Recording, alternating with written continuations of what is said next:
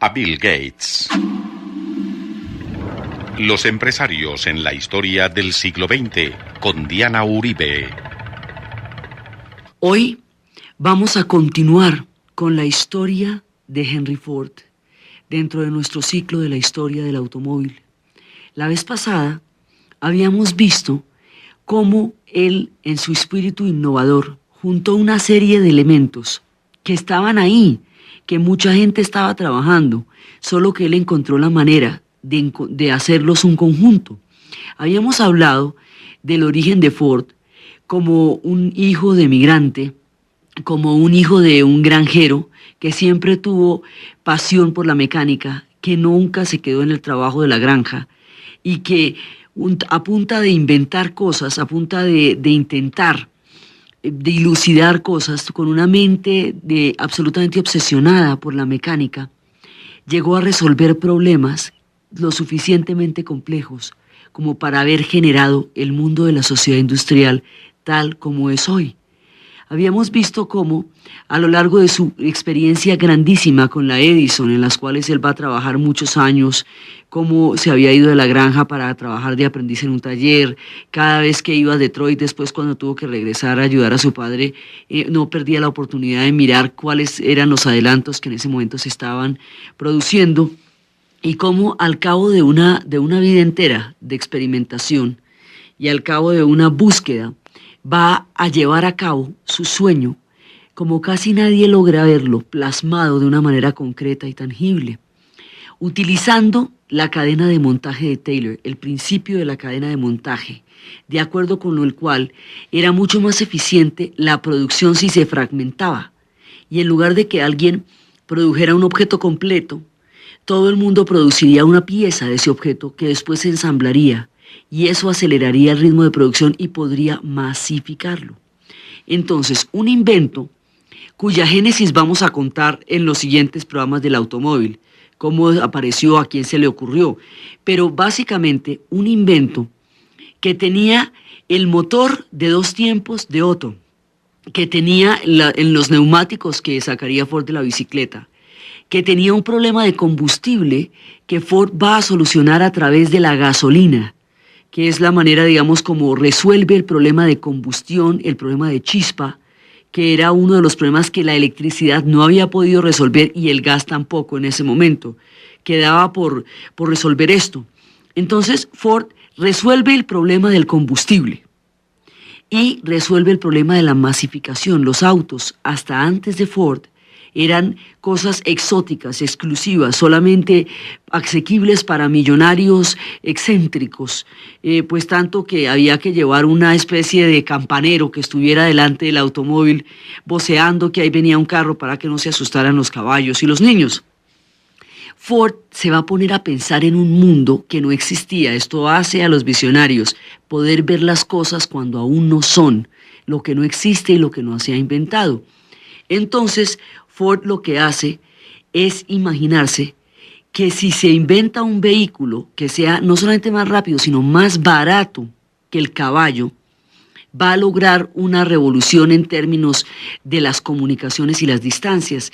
Él piensa en los granjeros de esa vasta extensión americana, que si no tuvieran que cambiar de caballos cada tanto en busca de caballos frescos, en puntos específicos, sino que pudieran simplemente echar a andar, tendrían mucha más movilidad, mucho más control porque usted puede en un automóvil ir por donde quiera, tendrían mucha más facilidad para transportar sus productos, tendrían una vida mucho más sencilla si pudieran utilizar el automóvil. Pero para que la gente pudiera utilizar el automóvil tendría que ser barato. El problema del precio es el que va a solucionar a través de la cadena de montaje. Con la cadena de montaje los automóviles van a ser tan baratos que virtualmente van a ser asequibles a cualquiera. Él decía que cualquiera con un sueldo más o menos digno podría tener acceso al automóvil y ideó en la práctica lo que Keynes haría en la teoría tiempo después, que para que la gente pueda comprar los automóviles tiene que tener poder adquisitivo. Entonces ya cuando montó las fábricas le subió el precio, le subió el salario a sus obreros para que los trabajadores pudieran comprar automóviles. y de esa manera se convirtieran en potenciales consumidores. Ahí él descubre una cosa que es muy importante, descubre que la producción tiene dos caras, que una cara es la producción, pero la otra es el consumo. Si usted no genera un consumo, una demanda, no puede incrementar la producción, y mediante la demanda y el consumo es que la producción puede alcanzar los límites necesarios para abaratar la mercancía. El asunto con el automóvil era que tenía que ser barato porque la rentabilidad no estaba en el costo del automóvil, sino en la cantidad de automóviles que se vendieran.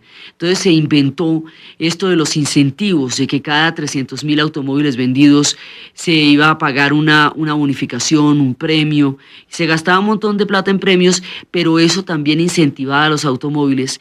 Y ahí habíamos hablado la vez pasada cómo al masificar el automóvil, aparecieron las carreteras, y al aparecer las carreteras cambió para siempre el paisaje de la tierra, porque en ese momento se transforma, empiezan a aparecer lo que más adelante serían las autopistas, y alrededor de la carretera toda una forma de vida, que era el de los restaurantes de cadena, las estaciones de gasolina, los talleres mecánicos, los pueblos que existen porque por ahí pasa una carretera. Cambia completamente la geografía, el paisaje de lo que va a ser el mundo desde ahí en adelante. Entonces, él descubre esta estrategia de mercadeo también, pero Ford lo que tiene en la vida es un sueño. El automóvil para él es un sueño. No, hacerse millonario fue una de las cosas que le pasó porque tenía un gran genio empresarial en su espíritu.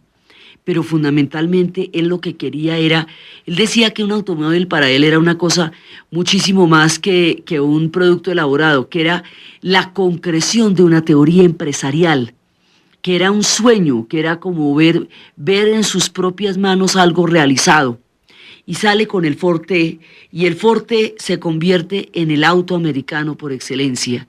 Y el Ford T, hay muchas anécdotas alrededor de esto. Por ejemplo, un día él pasó por un cementerio y había un sepulturero que estaba haciendo una fosa enorme, descomunalmente grande. Ford le llamó la atención el tamaño de la fosa y le preguntó al sepulturero que por qué ese tamaño tan desproporcionado, y él dijo que porque la persona que iba a ser enterrada allí quería ser enterrada con su Ford T. Digamos, de esta envergadura llegó a ser la capacidad el impacto social y cultural que el automóvil trajo. La idea de Ford era que las familias pudieran salir a pasear en los ratos de ocio de los fines de semana, que las familias pudieran estar juntas a través de los paseos. Pensaba en esos términos y por eso a sus obreros les dio el sábado también, inaugurando los fines de semana de 2 días, porque también el automóvil tenía sentido si usted tenía tiempo para usarlo, tenía que tener tiempo para ir a pasear. Entonces había que darle tiempo para que pudiera usarse el automóvil, digamos, en función de las necesidades que él pretende satisfacer, va creando estrategias de mercadeo que resultan muy novedosas. Esto de dar el fin de semana termina siendo un factor importantísimo de calidad de vida en términos de tiempo aprovechable, y se hizo con la intención de que el automóvil tuviera un lapso de tiempo en el cual se pudiera disfrutar, en el cual se pudiera usar. Entonces él decía que él en realidad no había inventado nada, que lo que él había hecho era juntar las ideas y el trabajo de muchos hombres. Decía que los inventores como tales, que un solo hombre nunca hace un invento, que simplemente es capaz de sintetizarlo y de llevarlo a cabo. Entonces él se había inventado todas estas, digamos, había ideado todas estas estrategias. Por ejemplo, antes de la cadena de montaje, los automóviles se ensamblaban y se fabricaban en diferentes ciudades o en diferentes talleres. Entonces, por ejemplo, en el taller de los hermanos Dodge se fabricaban las carrocerías, por decir algo, y en nosotros los neumáticos. Entonces, él lo que hace es, en un solo lugar, todas las piezas se fabrican y en ese mismo lugar se ensamblan. El restringir en ese espacio el proceso total de producción abarató los costos de una manera increíble y logró que la producción fuera masiva. Ese carácter masivo del automóvil es el advenimiento de la sociedad industrial del siglo XX. Entonces habíamos visto cómo Ford se ve, digamos, coronado de éxito por lo que va a ser su invento, cómo su personalidad magnética llega a tener, digamos, toda una resonancia. Él andaba de overol y se metía directamente en los motores y se metía con los trabajadores. Entonces siempre existía la anécdota de que si llegó un señor y le dijo que cómo se tenía que usar eso, ese era el señor Ford. Y era como, digamos, en ese sentido le gustaba participar de todo, de cada uno de los pasos de la producción de lo que sería el automóvil.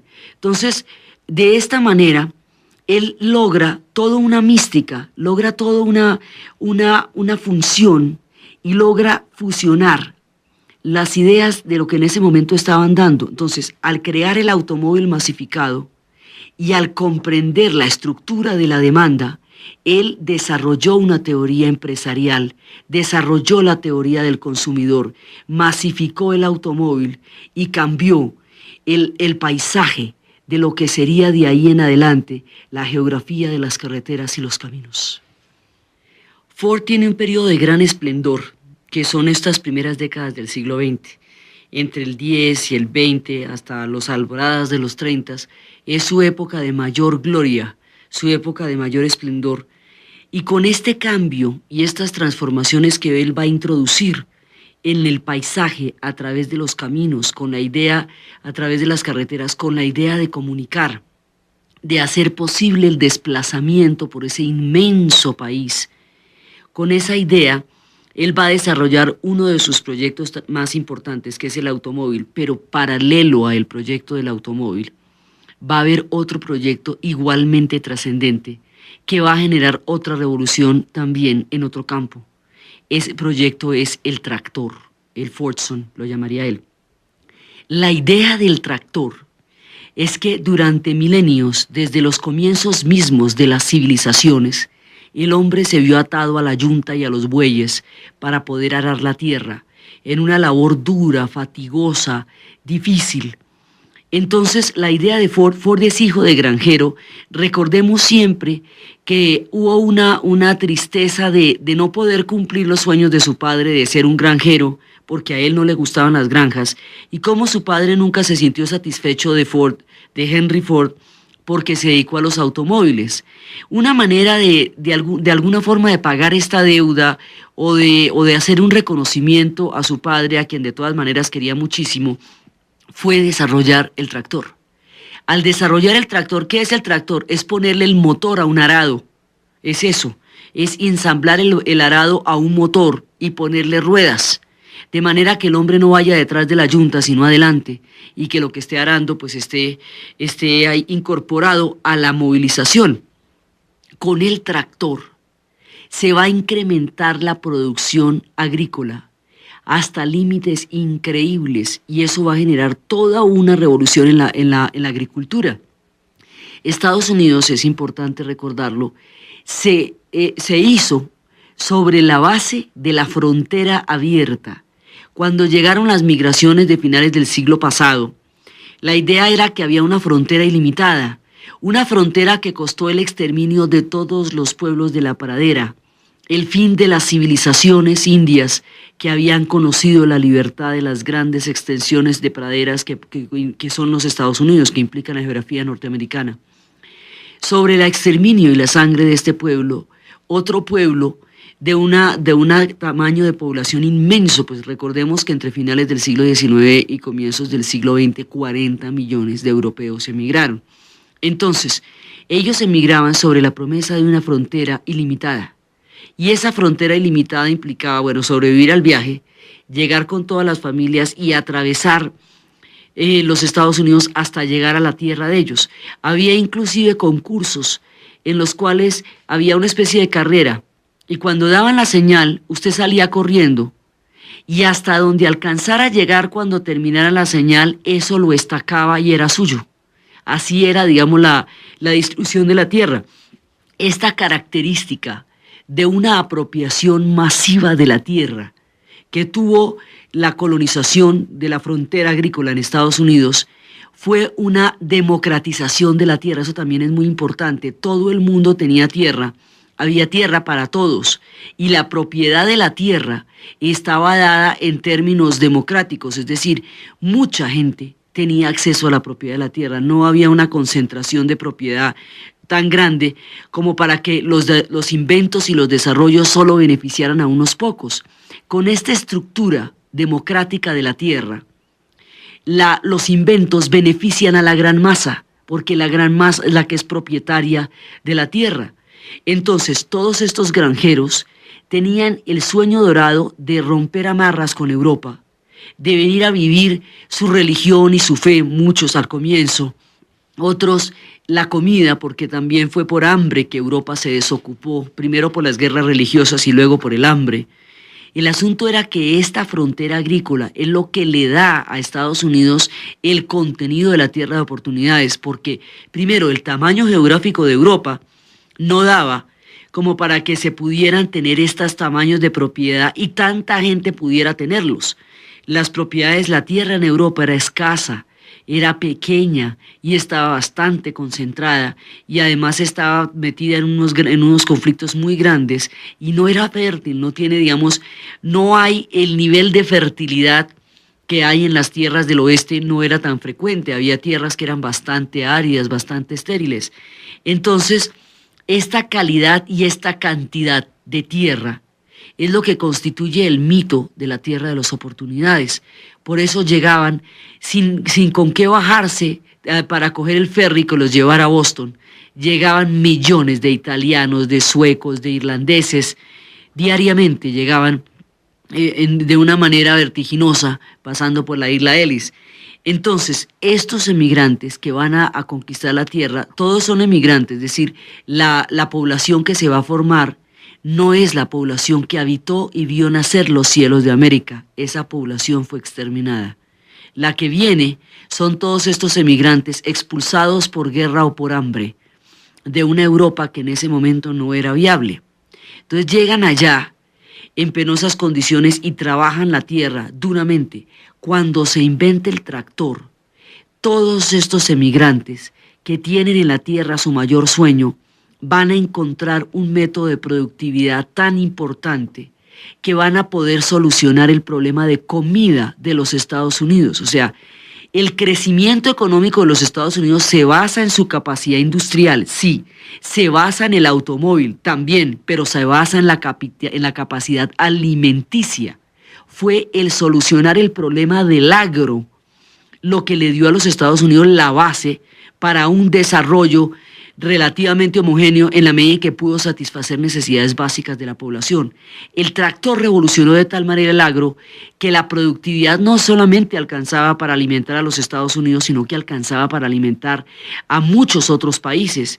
Y desde ahí en adelante y todavía ahora, Rusia, por ejemplo, ha dependido siempre de las importaciones de trigo de los Estados Unidos e incluso en la época más escabrosa de la Guerra Fría, un embargo de trigo era considerado por Rusia casi como una agresión igual que una bomba atómica, porque era condenarlos al hambre. El problema que Rusia no resolvió, porque Rusia lo que hizo fue destruir el campesinado para asimilarlo a un proyecto industrial a través de la colectivización forzosa. Y eso hizo que el campesinado como clase social desapareciera y no pudiera, y que la productividad de la tierra quedara vacía, no hubiera quien se ocupara de eso. En los Estados Unidos, el sistema de frontera ilimitada fue el que hizo que la productividad en la tierra fuera la base sobre la cual se desarrolla esa sociedad, y la productividad en la tierra la da el tractor Fordson. Por eso es una revolución la que él hace ahí. Los tractores hacen que se pueda trabajar más tierra en menos tiempo, hacen menos fatigoso el trabajo del hombre, hacen más productiva la cosecha, hacen que menos personas puedan hacer ese trabajo, por un lado. Y por el otro lado, la idea que tenía Ford era que la máquina debería liberar al hombre. La idea era que el hombre no debería ser un esclavo, como siempre lo había sido, de la tierra y de la yunta, sino que fuera libre a través de la máquina. La máquina lo liberaría, la máquina lo haría tener más tiempo para sí mismo. Era el sueño de la utopía del progreso. La utopía del progreso decía que si la tecnología se desarrollaba lo suficiente, el hombre se vería liberado de ancestrales esclavitudes, de trabajos terriblemente fatigosos, o algunas veces trabajos muy graves que la máquina podría entrar a reemplazar. Dentro del sueño de la máquina, como un instrumento de liberación y de progreso. Ford inventa el tractor también para agradecer un poco a su padre, digamos, su esperanza agrícola en torno a él, y el tractor es un invento tan importante como el automóvil, porque el tractor soluciona problemas que desde hace 4000 años habían estado siempre en la humanidad, y era cómo subir los niveles de productividad. Por ejemplo, en la Edad Media, si la producción se hubiera repartido de manera equitativa entre todos los habitantes de Europa, no alcanzaba para que comieran. Aún así no era suficiente. Ahora empezaron a existir niveles de productividad lo suficientemente altos para que toda la población tuviera acceso a la comida. Ford, a través del tractor, transforma a Norteamérica en una gran despensa para sí misma y para otros países. Y eso es la manera de incrementar la riqueza que ya la tierra tenía de por sí, que el trabajo le habría de dar a través de la fe y las ilusiones de tantos millones de migrantes, pero que el tractor haría tecnológicamente posible y viable, porque para que se den este tipo de proyectos se necesitan las condiciones materiales que era la tierra, el trabajo que la haga posible, pero la tecnología que pueda optimizar los resultados.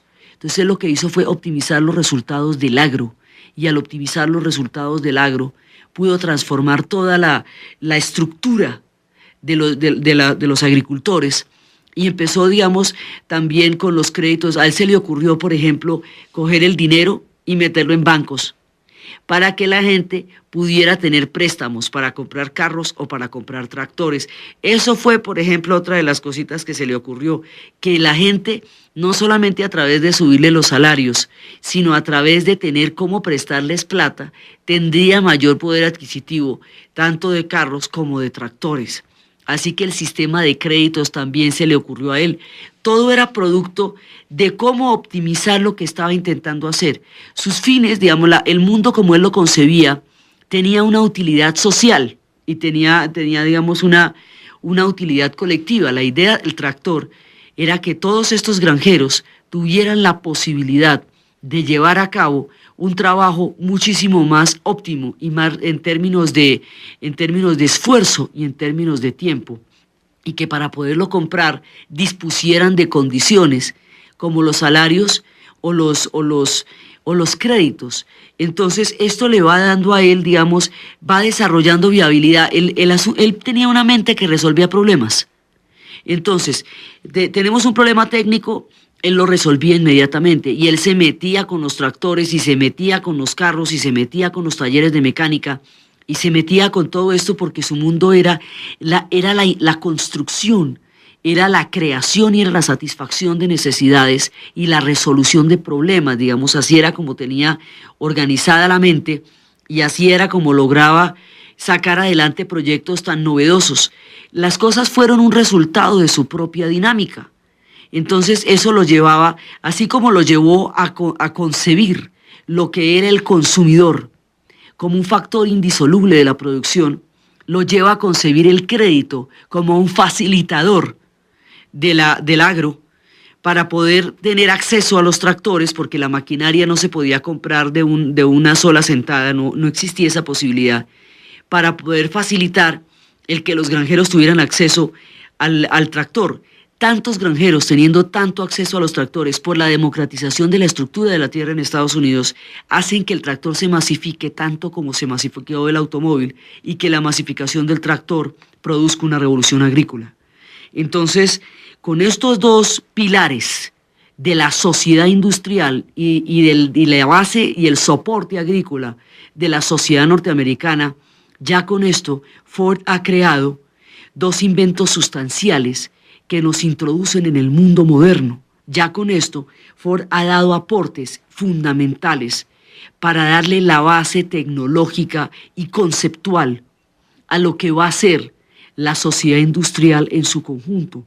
Por eso es que sus logros son tan importantes, y por eso su figura es tan reconocida cuando se está mostrando cómo se creó esto tan complejo que es la sociedad industrial en la que vivimos, y en la que él en ese momento empezó a desarrollar estas innovaciones y estos cambios. Su sentido empresarial era parte de sus sueños y parte de sus pasiones y parte de su sentido práctico de resolver problemas a medida que los problemas se iban planteando. Entonces lo resuelve a través de la demanda, lo resuelve a través del crédito, lo resuelve a través del incentivo, lo resuelve a través del tiempo libre, va resolviendo los problemas y cada vez que va resolviendo un problema va generando una nueva estructura, va abriendo un nuevo campo, ya no solamente en la mecánica, sino en las finanzas, en la empresa, en la reglamentación laboral. Todos estos mecanismos se van desarrollando a través de la manera como Ford fue inventando las cosas para resolver las necesidades básicas, que era que las familias pudieran pasear el fin de semana y que los hombres ya no fueran esclavos de la yunta, sino que pudieran tener sobre la tierra un control que no implicara tan fatigosa esclavitud, sino la liberación para poder aprovechar el trabajo de lo que más amaban, que era la tierra. Vamos, hay una estructura, hay un fin social en la manera como va concibiendo los dos proyectos. Por eso era que para él el automóvil tenía que ser funcional fundamentalmente. Ya no le parecía importante que fuera de colores o no, porque lo importante era que funcionara, que cumpliera una función. Igualmente el tractor, lo que él concibe son cosas funcionales, que tienen como objetivo resolver necesidades. Son inventos para la vida cotidiana. La masificación hace que su idea del mundo se traduzca en transformaciones de la vida cotidiana, porque fue para la vida cotidiana que Ford se inventó todas las cosas, y para resolver el problema de la vida cotidiana en términos de crédito, en términos de adquisición, en términos de poder adquisitivo, de tiempo libre, de facilidad de manejo de las máquinas, tanto del tractor como del automóvil, era un gran transformador de la vida cotidiana. Así va desarrollándose el mundo de Ford, pero las transformaciones que él mismo genera van a sobrepasarlo a él, y el mundo que él va a crear no necesariamente era el mundo en el que él había querido vivir. Una serie de factores van a tomar un protagonismo inusitado en la vida de Ford. Él va a tener un hijo, y su hijo va a ser también un innovador de los nuevos tiempos. Pero Ford, que había sido un innovador, un hombre tan pragmático y un hombre tan dispuesto a inventar nuevas soluciones, no está dispuesto a que otros las inventen. Su idea de las fábricas era tener el control absoluto. Él no era partidario de tener socios, porque consideraba que los socios eran un factor de entorpecimiento para sus proyectos. Quería un control total y absoluto de la empresa, de la fábrica. Control hasta de los overoles para podérselos poner y trabajar hombro a hombro con los trabajadores. Control para todo eso. Pero aquí está pasando una transformación, y es que ya las corporaciones están perdiendo el control de parte del propietario y se están convirtiendo en acciones que los ejecutivos van a mandar. O sea, ya se diversifica, se produce una ruptura entre el control y la propiedad. Ya no es el propietario el que va a controlar la empresa. La empresa va a ser controlada por una tecnocracia. La tecnocracia son un grupo de ejecutivos que van a ser versados en otras artes más allá del producto mismo. Van a ser versados en administración, van a ser versados en las finanzas, van a ser versados en la estadística, en la planeación a largo plazo, van a ser versados en la productividad y en los sistemas de mercadeo, en los sistemas de comunicaciones, en los sistemas de relaciones públicas. Digamos, va surgiendo otro tipo de concepción de la empresa. Frente a esta concepción de la empresa, Ford se rebela, porque lo suyo era un asunto personal. Él no podía concebir que el control de la empresa fuera a estar en manos de otra estructura. Eso él no lo podía concebir, porque era como si le quitaran las entrañas.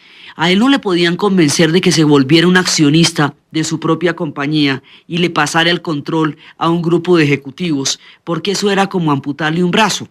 Entonces su hijo sí es partidario de los cambios, porque de alguna manera sabe que son inevitables, que una nueva era en las corporaciones y en la empresa se ha desarrollado, pero su padre no le va a permitir. Entonces, ¿qué hace? Él quería muchísimo a su hijo, pero la divergencia que se va a producir con él se va a traducir en que Ford le va a sabotear sistemáticamente todos los proyectos. Lo va a hacer quedar en ridículo, mucho se le va a montar.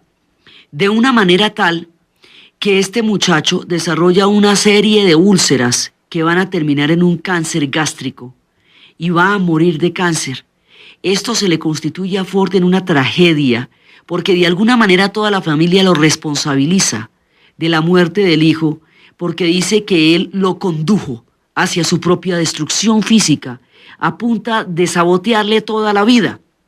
Pero Ford consideraba que las ideas de su hijo eran de traidor, porque le estaba quitando el control sobre su fábrica. Ford concebía la gigantesca industria automotriz que había generado en los mismos términos en que usted puede entender una tienda o un taller. Ve que su tienda es su taller donde usted se mete a cachivachar y a mecaniquear y a bajar las piezas y a cambiar tornillos. Que a él le vayan a decir que esto se va a llamar una corporación, no existe la figura, eso no se le hubiera ocurrido nunca. Entonces, por eso va a ser su problema con el hijo y eso va a ser una tragedia que a él lo va a asolar siempre. Ahora, la estructura de Ford de no ceder ni un ápice del control, en un momento dado va a tener una ventaja grande, porque en el momento en que estalla la crisis del año 30, cuando el colapso, cuando el desplome del capitalismo, como estas empresas no estaban en la bolsa de valores, porque la bolsa de valores tiene una función especulativa, y para Ford la especulación de acciones de su empresa pues no existía porque la empresa era de él. Entonces él no tenía que poner las acciones de la empresa en la bolsa, porque ni siquiera la empresa tenía acciones, la empresa era de él y punto. Entonces la Ford logra mantenerse durante los años aciagos de la depresión, porque no se vio comprometida en la especulación de los valores de la bolsa. Entonces ahí le sirvió, digamos, la terquedad le sirvió para aguantar en un momento dado. Inclusive toma medidas tan audaces como subirle el sueldo a los trabajadores cuando estalla la Gran Depresión. Después hubo que bajárselos de nuevo porque no aguantaban, pero era una manera, digamos, de resolver personalmente la historia. La crisis del año 30 va a destrozar la nación norteamericana y va a ser importantísima porque a partir de la crisis del año 30 es cuando se plantea la necesidad de la intervención del Estado. Hasta ese momento, por la teoría del liberalismo económico, del dejar hacer y dejar pasar, laissez-faire, laissez-passer, que se había producido a partir de la interpretación clásica de la economía a finales del siglo XIX, la idea era que el mejor Estado era el que menos interviniera. Entonces se consideraba que las intervenciones estatales no eran sino un impedimento para el funcionamiento libre de la estructura económica. Cuando se produce una especulación, un pánico financiero que hace que todo el mundo quiera retirar inmediatamente sus ingresos de los bancos, cuando la bolsa de valores, que es de una fragilidad increíble porque está sujeta a la especulación y que además es sistémica, es decir, la bolsa de valores es un entramado de relaciones que hace que donde una parte del sistema se dañe, todo el sistema se hunda. Entonces se hundió la economía norteamericana, con ella la economía europea, y con ella, porque estaban estrictamente entrelazadas. Entonces la crisis del año 30 va a producir un desempleo desgarrador, como se conoce como la época de la Gran Depresión. Inclusive hay íconos de esta época, que era cuando una mujer se transportaba en un forte con sus hijos en busca de comida al otro lado por los caminos. En el momento en que se le acaba la gasolina y tiene que parar, ella se baja del carro y ella, completamente desolada con sus 4 hijos, se convierte en el símbolo de la depresión. Es una de las épocas más aciagas, es en la época en la cual se desarrollan los Waltons, además es una familia tratando de sobrevivir a través del afecto los tiempos de la depresión. Entonces, esta época tan dura que hace pensar, es importantísima además porque hace pensar en la necesidad del control estatal, que el Estado tiene que ejercer algún tipo de control sobre la economía, porque la economía solita se puede enloquecer hasta llevar a la gente a los niveles de miseria y de desempleo y de caos y de estanflación que produjo la Gran Depresión en los Estados Unidos y en Europa. Esto de cambiar los precios mientras usted hace la cola, de manera que cuando usted llegue ya su dinero no le compra nada, de utilizar carretilladas de dinero para poder adquirir productos que antes se utilizaban con una cuarta o una octava parte del dinero. Todos estos procesos de recesión y de inflación, que produce una estanflación, y todo eso se dieron con la crisis del año 30. Y Ford se mantiene incólume porque él no tiene sus acciones en la bolsa de valores, sino que toda su propiedad la tiene él. Pero el tiempo de la propiedad se va acelerando. Entonces hay nuevos factores, el mundo está cambiando después de los años 30 y él no comprende los cambios. Son épocas duras de todas maneras, porque la crisis del año 30 va a desembocar en la Segunda Guerra Mundial y eso no tiene gracia para nadie, pues acabar una depresión con una guerra que generó 50 millones de muertos no es ninguna historia épica en ningún pueblo. A él le tocaron estas épocas y es la depresión, la profunda, el descontento social, la desesperación social que produce la depresión, la que va a generar un otro poder que no había aparecido en ese momento en los Estados Unidos de la manera en que se dio en los 30, que son los sindicatos. Entonces, los sindicatos vienen de varios orígenes. Primero, vienen de las migraciones europeas que siguen llegando al continente y que traen las ideas socialistas del pensamiento que Europa generó durante los tiempos de la Revolución Industrial y durante los tiempos de la expansión del capitalismo. Vienen del descontento total que produce la depresión, vienen de la necesidad de institucionalizar los derechos laborales, no como una concesión empresarial, sino como un derecho laboral que hace que las relaciones entre los trabajadores y los empresarios tengan mayor nivel de equidad. Entonces, cuando empieza la gran lucha sindical en los Estados Unidos y los trabajadores de Ford se van a sindicalizar, ellos se van a sindicalizar no por problemas de prestaciones, porque en términos de prestaciones y en términos de pago de horas, Ford fue bastante justo, sino porque para seguir produciendo en la época de la Gran Depresión, Ford tuvo que aumentar el ritmo de la cadena de montaje, apretarle las tuercas. Al aumentar el ritmo de la cadena de montaje, el trabajo se volvió infernal, y esa es la parodia que muestran en tiempos modernos Charles Chaplin, cuando sale completamente atontado de estar trabajando todo el día en poner botones y ve a una mujer con 2 botones en la blusa y se los intenta atornillar porque no ha visto sino botones. Al incrementar el ritmo de la cadena de montaje, usted tiene que hacer las piezas más pequeñas, todavía más diversificadas, más fraccionadas, de manera que hay una persona que solamente hace una piecita, que puede ser de 3 centímetros, toda su vida, durante todas las horas del día. Ese tipo de trabajo no libera como Ford quería, sino que aliena, porque al no ser creativo, al ser totalmente mecánico, aleja al hombre de sus propios sueños, y es por eso que van a aparecer los sindicatos en la Ford, van a aparecer como reguladores del tiempo de trabajo en las cadenas de montaje, pero él lo va a entender como una traición, porque va a sentir que habiéndoles dado todo, como a sus hijos, él concebía a los trabajadores como sus hijos, entonces no entendía por qué se le iban a sublevar si él les había dado todo, y ellos se van a sublevar porque un ritmo de cadena de montaje de esos los mata, aunque les paguen bien. Ford se va a ver enfrentado a los resultados del mundo que él mismo creó y no va a poder manejarlos. No va a poder entender la estructura de las corporaciones y por lo tanto no va a poder entender a su hijo. No va a poder entender los sindicatos y lo va a sentir análogamente como una ingratitud del destino que se le vayan a sindicalizar a él cuando él les había dado todas las ventajas laborales de los fines de semana, de aumentarles el sueldo periódicamente, de darles capacidad adquisitiva. No entendía lo que significaba el trabajar en una cadena de montaje para la vida de una persona cuya única ocupación era esa, porque precisamente el trabajo de Ford le resultaba tan apasionante por lo creativo, por lo innovador, por el sentido que tenía el trabajo para él.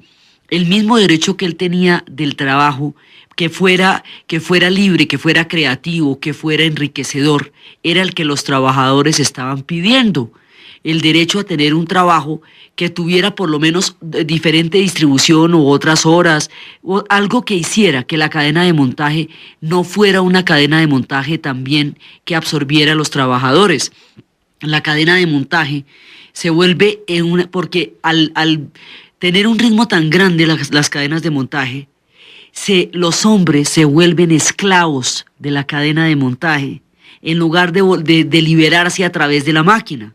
La máquina que iba a liberar al hombre, la máquina que lo iba a sustraer de las ancestrales esclavitudes, estaba creando otro tipo de esclavitud, estaba creando la esclavitud de la cadena de montaje. Entonces, pues de eso es que se trataba la pelea, pero él no puede entender esto.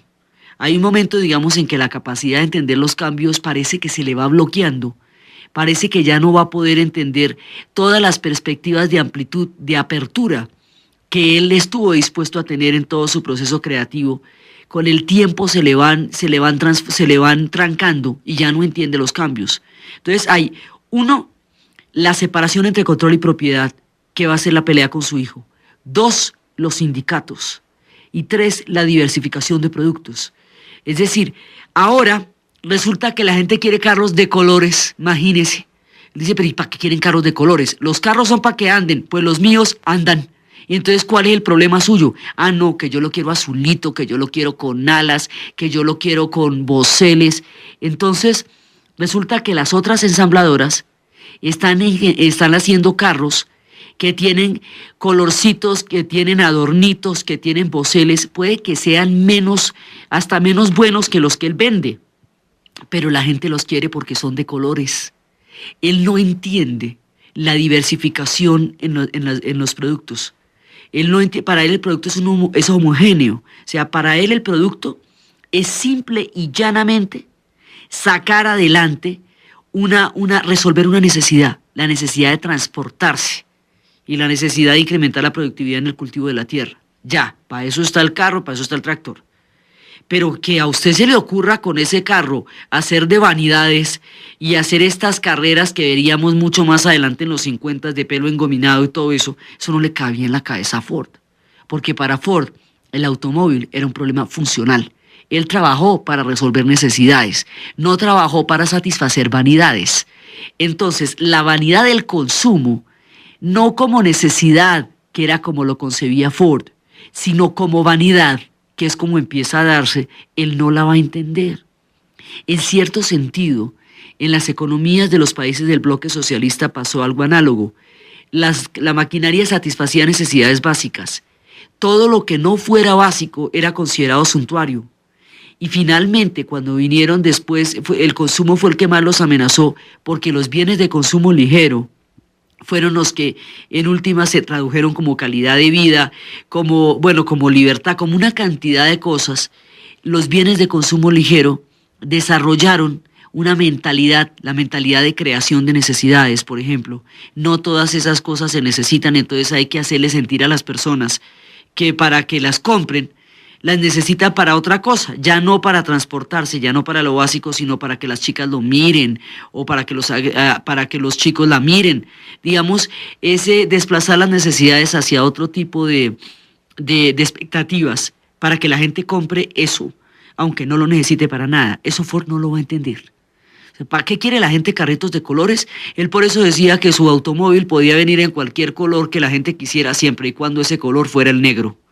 Entonces, le va a costar mucho tiempo antes de empezar a sacar 4 modelos de automóviles en 5 colores diferentes, pero esto fue pues la de convencerlo para que dejara diversificar, esto fue muy grande. Entonces, él se va a enfrentar a mundos cambiantes. Esto que va a ser el consumo, la razón por la cual decíamos que cuando le preguntaban a Eisenhower en plena Guerra Fría si él pudiera introducir un solo libro clandestino en la Unión Soviética, ¿cuál introduciría? Y que él dijo un catálogo de Sears. Eso sucedió a partir de esto, o sea, no hay una homogenización en el producto, hay una diversificación que genera otra estructura de demanda y otra estructura de oferta. Eso él no lo va a entender. Porque el mundo empieza a transformarse y él no va a entender lo que está pasando. Por entre la pelea que él tuvo con su hijo, va a aparecer un personaje siniestro, una especie de Rasputín. Como él siente cada vez más que le quieren quitar el control de su fábrica, entonces él siente que él tiene que tratar de proteger y mantener el control de su fábrica. Todos aquellos que están con él en ese sentido estarán cerca de él, y los que están partidarios de su hijo, él los va a considerar como traidores. Este personaje, en aras de la seguridad, empieza a meterse en la vida de Ford y va a hacer que las relaciones entre él y su hijo se vean destrozadas por la intervención de esta especie de Rasputín. Por aquella época la había sacudido un crimen horrendo, había sacudido a la sociedad norteamericana, que fue el secuestro y posterior asesinato del hijo de Charles Lindbergh. Este secuestro, sucedido al comienzo de los 20, había sido verdaderamente desgarrador. ¿Por qué? Porque no se podía concebir un crimen mayor que el de secuestrar y matar a un niño. El secuestro era una cosa absolutamente inconcebible, tanto que es ley federal, y eso sí tiene pena de muerte. O sea, la idea de que un ser humano pueda ser privado de su libertad a la fuerza, en una época donde la esclavitud ya fue abolida, por dinero, como un tratante, y que después se le quite la vida, habiéndosele quitado antes la libertad, era tan escandalosa, tan indignante, tan aberrante a todo sentido de lo humano, de lo decente, de lo ético, de lo posible, que esto fuera un sistema de ganancias. Mejor dicho, eso no sigue siendo, dentro de la estructura de la cultura de ese pueblo, una cosa completamente inimaginable. Pues empezaron a necesitarse los personajes que garantizan ese tipo de seguridad, y es en este resquicio entre el terror y el asombro donde aparece el siniestro personaje de nuestra historia. Este siniestro personaje, Bennett, se va a enquistar en la familia Ford como un tumor, haciendo que entre él y su hijo se ahonde la ya insalvable distancia.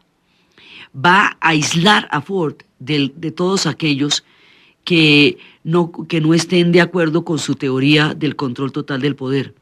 La idea del total control del poder también tiene un problema de autocracia complicada, y es que si usted es una persona absolutamente capaz puede asumir un control de estos, pero si no lo es, toda la estructura se puede dañar por eso.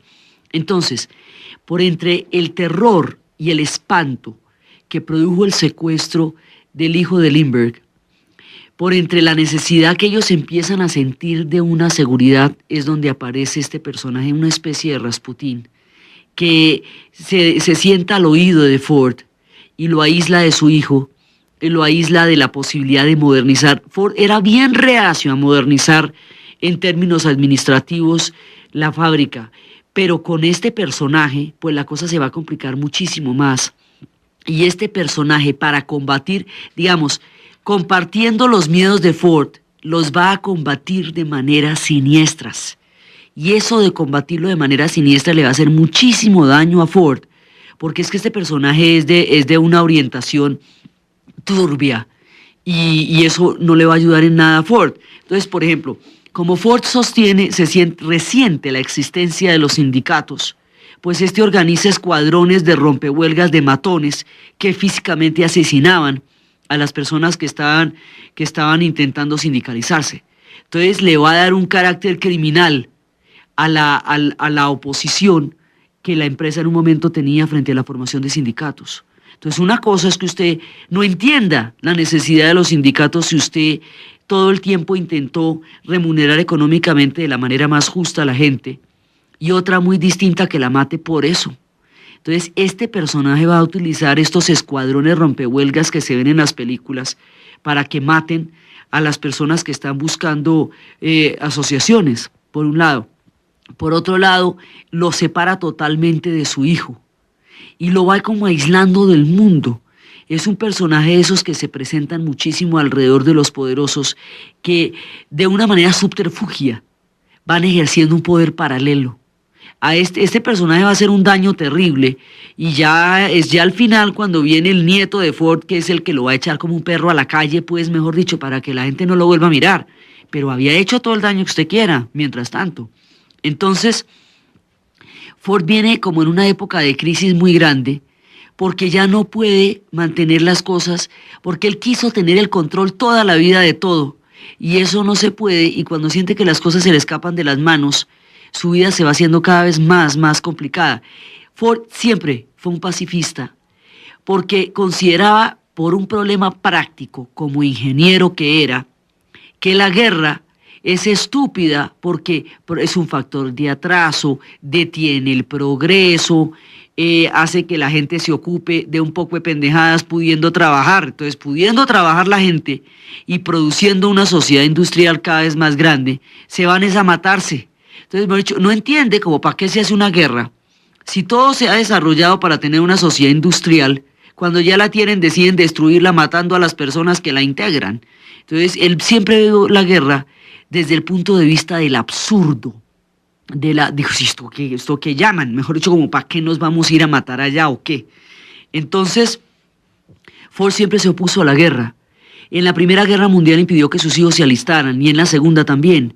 Pero en la Segunda Guerra Mundial, no entrar a la guerra era considerado como una cobardía, porque, digamos, si bien hubo una reticencia muy grande sobre la participación norteamericana en la Segunda Guerra Mundial, el ataque a Pearl Harbor el 6 de diciembre de 1941 generó tal ira en los norteamericanos por su carácter sorpresivo y aleve, por la manera como se presentó, que no entrar en la guerra ya era una cosa socialmente cuestionable. Entonces, Ford va a tratar de mantenerse al margen de la guerra por lo que les digo, porque es que considera que las guerras son estúpidas, porque lo que hacen es detener los progresos, es detener toda la marcha que con tanto trabajo y esfuerzo se ha logrado en procesos de autodestrucción que no tienen sentido. Por eso Ford siempre odió la guerra. Entonces, y lo paradójico es que cuando él dijo que sus carros eran carros de paz, porque eran carros familiares, porque eran carros que usaban los campesinos para transportarse de un lugar a otro, resulta que es la estructura del motor Ford, la estructura de lo que él diseñó y de lo que él hizo, la que va a posibilitar la guerra relámpago. O sea, es ese invento el que va a posibilitar la estructura de la guerra relámpago en Alemania, esa guerra que durante la primera fase de la Segunda Guerra Mundial, que durante un año sometió a toda Europa, empezando por Polonia y después va a ser pues, Checoslovaquia, Polonia, después va a pasar por los Países Bajos, finalmente llegan a Francia. Esa estructura de los tanques desplazándose a grandes velocidades y en grandes cantidades es posible por los inventos del automóvil y del motor. Entonces porque eso es una cosa que es paradójica de los inventos, van mucho más allá de las intenciones o las motivaciones de los inventores.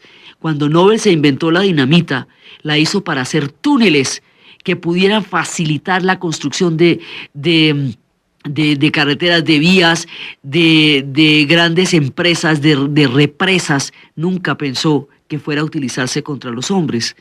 A Ford no le gustó ni cinco la utilización que la guerra había hecho del automóvil, y la guerra incorpora el automóvil a los fines bélicos. Para él la producción de armas, todo este tipo de cosas eran contrarias a toda moral y a toda funcionalidad. No entendía como para qué se hacía eso. La guerra lo va a amargar, la pelea con el hijo lo va a amargar, el surgimiento de los sindicatos lo va a amargar, la torva y siniestra intervención de este Bennett también le va a incrementar su oscuridad y sus paranoias, así que sus últimos años son bastante complicados. Hay momentos, más adelante un momento en que Ford se metió a la política, sin ninguna campaña, simplemente dijo, el que quiera votar por mí, que vote. Y resulta que casi perdió por un mínimo margen. Todo el mundo votaba por él porque lo que proponía eran cosas sensatas para la vida de la gente en términos pacíficos. Y una de las cosas que le esgrimieron cuando se metió a la política era el no haber mandado a sus hijos al ejército y el no haber prestado servicio militar. Cuando se da cuenta que la política es una exposición de la vida privada en términos vergonzosos para ser utilizado en contra de la honra de una persona, le pareció una pereza la política. Entonces, pues se retira.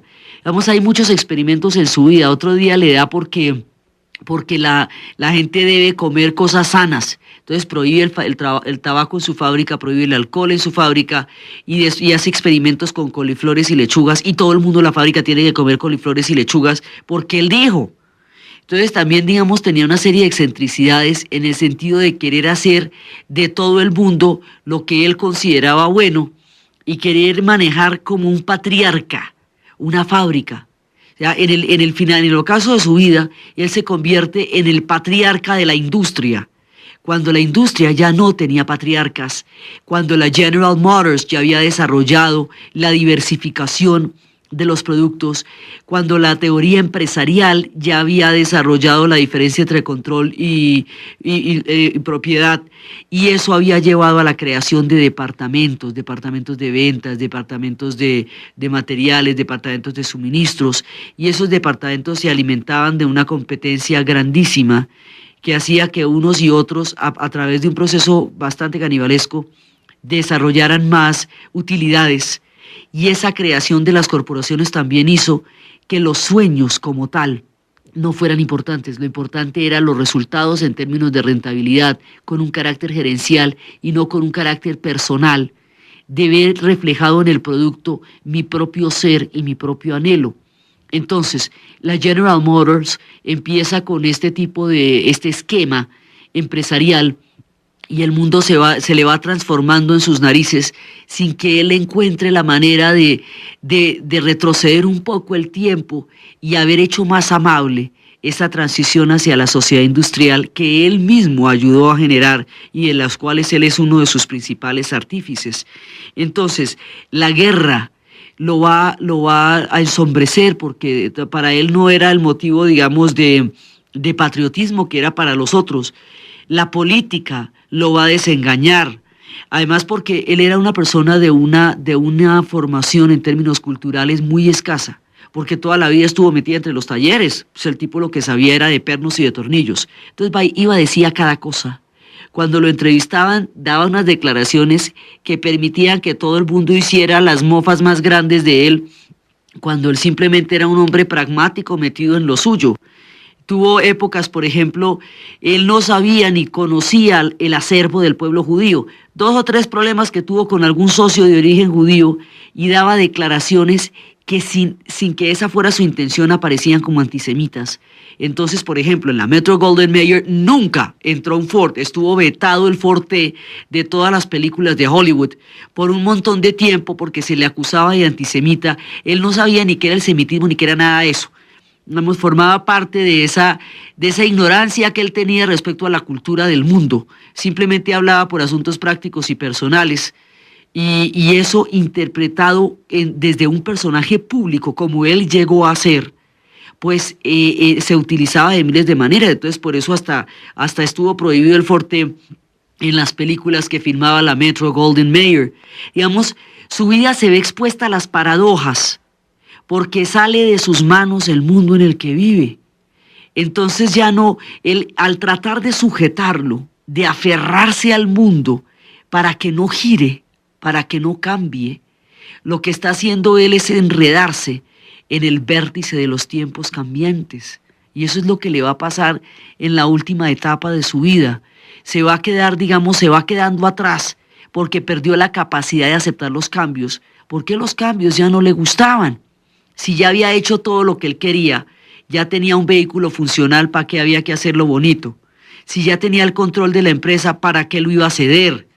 Si ya tenía, digamos, lo que él quería inventar, ya lo había inventado, lo que él quería decir, ya lo había dicho.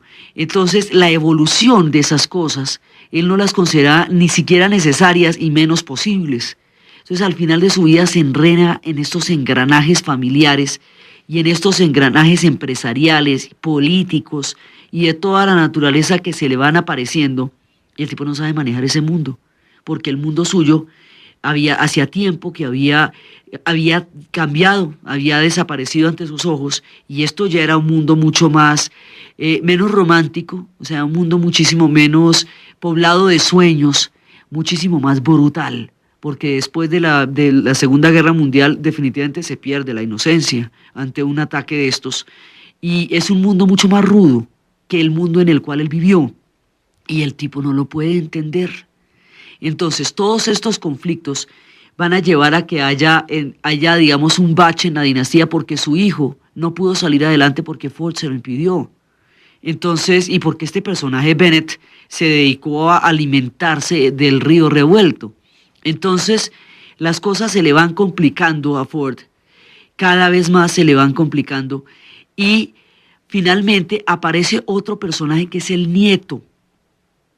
Sí va a sacar adelante la Ford ya en los términos modernos, pero para que él le dé el poder al nieto, le tuvo que hacer rebelión toda la familia, incluida la esposa Clarita, amenazó con abandonarlo si no le da el poder al nieto, para que no repitiera con el nieto la historia que había tenido con el hijo, y porque alguien tenía que seguir con lo que Ford había iniciado, y su propia terquedad no iba a ser su única herencia, alguien tenía que hacer eso.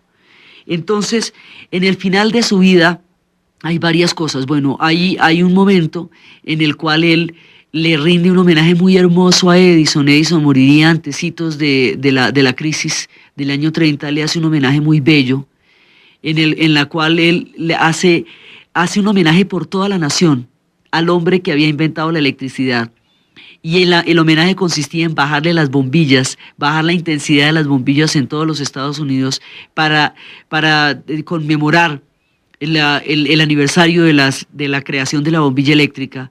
Y aparecen él y Edison tomados de la mano. Edison no era capaz de entrar porque era un tipo timidísimo, y de pensar en que tuviera que ver esa multitud y que su voz iba a ser oída por todos los Estados Unidos, él no se atrevía a entrar. Entonces entra del brazo de Ford, quien le rinde homenaje al hombre que dio la electricidad y que fue su maestro, porque toda la vida él trabajó para la Edison durante muchos años hasta que desarrolló sus propios proyectos. Ese fue uno de sus mejores amigos, fue uno de sus grandes, grandes amigos. Su mujer Clara fue uno de sus grandes soportes, y por eso lo que le va a convencer de darle el poder al hijo va a ser cuando Clarita amenaza con separarse, porque eso sí no dice, no, pues ya si Clarita me deja, esto sí ya no se puede. Entonces, de esa manera, él va terminando su vida, y ya cuando termina su vida ya no tiene control sobre su vida, tiene los recuerdos de las glorias del pasado, tiene los recuerdos de su amistad con Edison, tiene los recuerdos de la primera vez que salió un Forte del garaje, cuando hubo que ampliar las paredes del garaje porque no cabía por donde estaba. Tiene los recuerdos de haber transformado a Norteamérica, pero no siente que la transformó en algo que a él le gustara ver. Tiene como una cierta paradoja, un cierto sabor amargo. Siente que en los últimos años la vida no le brindó las alegrías que le había brindado la época de las grandes invenciones. A los 84 años, en uno de los entierros más multitudinarios de los que se pueda tener idea, a los 84 años lo van a enterrar, y bueno, casi toda Norteamérica va al entierro, toda la gente que pudo, eran más de 1 millón de personas que lo van a acompañar hasta la última morada, rindiéndole tributo al hombre que había transformado a Norteamérica, al hombre que había popularizado el automóvil. Ya entonces su nieto, Henry Ford II, estaba en condiciones de asumir la herencia y el futuro de la empresa. Entonces se decía, Henry Ford ha muerto, viva Ford por el heredero. Y así, a los 84 años, después de haber transformado el mundo de la sociedad industrial y de haber dejado como herencia algunas de las ideas más valiosas y más importantes de la estructura del mundo como es hoy día, muere Henry Ford. Y aquí termina nuestra serie de 2 capítulos por la vida de este paradójico y extraordinario hombre. Hasta luego. De Graham Bell a Bill Gates. Los empresarios en la historia del siglo XX, con Diana Uribe. De resolver personalmente la historia. La crisis del año 30 va a destrozar la nación norteamericana, y va a ser importantísima porque a partir de la crisis del año 30 es cuando se plantea la necesidad de la intervención del Estado. Hasta ese momento, por la teoría del liberalismo económico, del dejar hacer y dejar pasar, laissez-faire, laissez-passer, que se había producido a partir de la interpretación clásica de la economía a finales del siglo XIX, la idea era que el mejor Estado era el que menos interviniera. Entonces se consideraba que las intervenciones estatales no eran sino un impedimento para el funcionamiento libre de la estructura económica. Cuando se produce una especulación, un pánico financiero que hace que todo el mundo quiera retirar inmediatamente sus ingresos de los bancos. Cuando la bolsa de valores, que es de una fragilidad increíble porque está sujeta a la especulación y que además es sistémica, es decir, la bolsa de valores es un entramado de relaciones que hace que donde una parte del sistema se dañe, todo el sistema se hunda. Entonces se hundió la economía norteamericana, con ella la economía europea, y con ella, porque estaban estrictamente entrelazadas. Entonces la crisis del año 30 va a producir un desempleo desgarrador, como se conoce como la época de la Gran Depresión. Inclusive hay íconos de esta época, que era cuando una mujer se transportaba en un forte con sus hijos en busca de comida al otro lado por los caminos.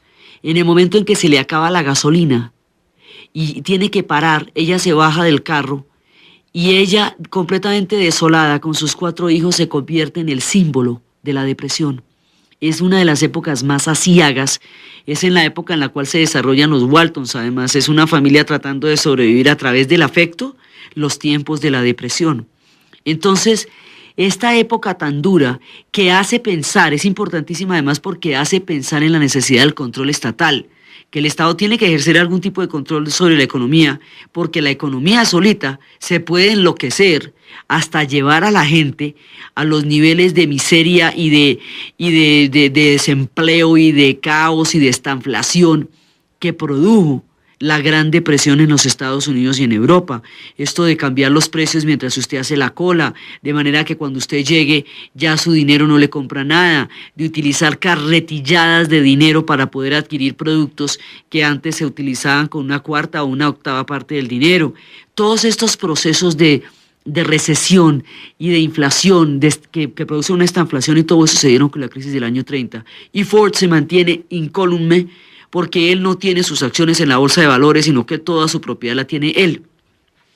Pero el tiempo de la propiedad se va acelerando. Entonces hay nuevos factores. El mundo está cambiando. El problema del agro, lo que le dio a los Estados Unidos la base para un desarrollo relativamente homogéneo en la medida en que pudo satisfacer necesidades básicas de la población.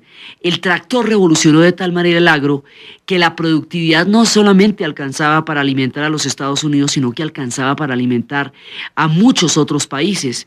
Y desde ahí en adelante y todavía ahora, Rusia, por ejemplo, ha dependido siempre de las importaciones de trigo de los Estados Unidos, e incluso en la época más escabrosa de la Guerra Fría, un embargo de trigo era considerado por Rusia casi como una agresión, igual que una bomba atómica, porque era condenarlos al hambre. El problema que Rusia no resolvió, porque Rusia lo que hizo fue destruir el campesinado para asimilarlo a un proyecto industrial a través de la colectivización forzosa. Y eso hizo que el campesinado como clase social desapareciera y no pudiera, y que la productividad de la tierra quedara vacía, no hubiera quien se ocupara de eso. En los Estados Unidos, el sistema de frontera ilimitada fue el que hizo que la productividad en la tierra fuera la base sobre la cual se desarrolla esa sociedad, y la productividad en la tierra la da el tractor Fordson. Por eso es una revolución la que él hace ahí. Los tractores hacen que se pueda trabajar más tierra en menos tiempo, hacen menos fatigoso el trabajo del hombre, hacen más productiva la cosecha, hacen que menos personas puedan hacer ese trabajo, por un lado. Y por el otro lado, la idea que tenía Ford era que la máquina debería liberar al hombre. La idea era que el hombre no debería ser un esclavo, como siempre lo había sido, de la tierra y de la yunta, sino que fuera libre a través de la máquina. La máquina lo liberaría, la máquina lo haría tener más tiempo para sí mismo. Era el sueño de la utopía del progreso. La utopía del progreso decía que si la tecnología se desarrollaba lo suficiente, el hombre se vería liberado de ancestrales esclavitudes, de trabajos terriblemente fatigosos, o algunas veces trabajos muy, muy graves, que la máquina podría entrar a reemplazar. Dentro del sueño de la máquina, como un instrumento de liberación y de progreso, Ford inventa el tractor también para agradecer un poco a su padre, su esperanza agrícola en torno a él, y el tractor es un invento tan importante como el automóvil. porque el tractor soluciona problemas que desde hace 4000 años habían estado siempre en la humanidad, y era cómo subir los niveles de productividad. Por ejemplo, en la Edad Media, si la producción se hubiera repartido de manera equitativa entre todos los habitantes de Europa, no alcanzaba para que subió el salario a sus obreros, para que los trabajadores pudieran comprar automóviles y de esa manera se convirtieran en potenciales consumidores. Ahí él descubre una cosa que es muy importante, descubre que la producción tiene dos caras, que una cara es la producción, pero la otra es el consumo. Si usted no genera un consumo, una demanda, no puede incrementar la producción, y mediante la demanda y el consumo es que la producción puede alcanzar los límites necesarios para abaratar la mercancía.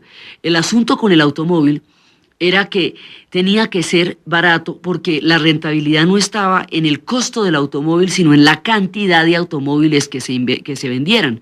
Entonces se inventó esto de los incentivos, de que cada 300.000 automóviles vendidos se iba a pagar una bonificación, un premio. Se gastaba un montón de plata en premios, pero eso también incentivaba a los automóviles. Y ahí habíamos hablado la vez pasada cómo al masificar el automóvil, aparecieron las carreteras, y al aparecer las carreteras cambió para siempre el paisaje de la tierra, porque en ese momento se transforma, empiezan a aparecer lo que más adelante serían las autopistas, y alrededor de la carretera toda una forma de vida, que era el de los restaurantes de cadena, las estaciones de gasolina, los talleres mecánicos, los pueblos que hoy existen porque por ahí pasa una carretera.